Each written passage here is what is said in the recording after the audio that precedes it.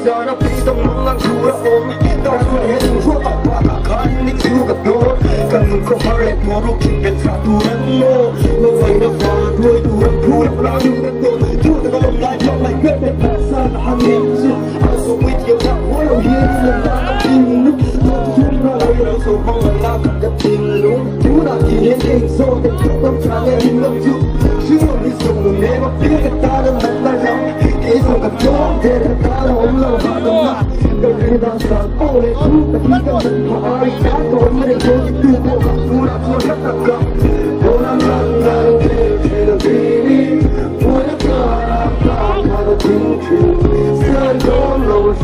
kênh Ghiền Mì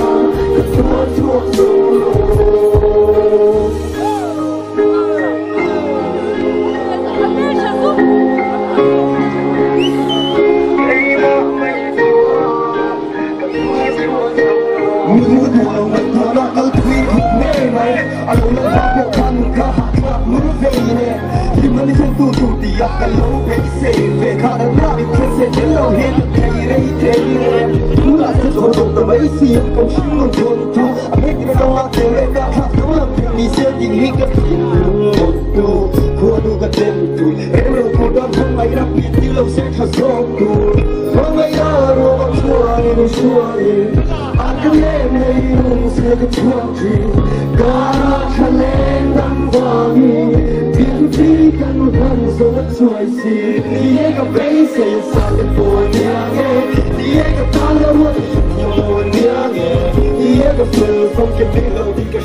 để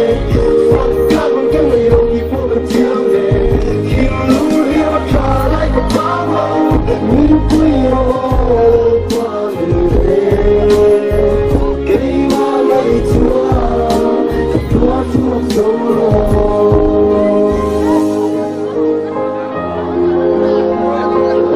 Hello.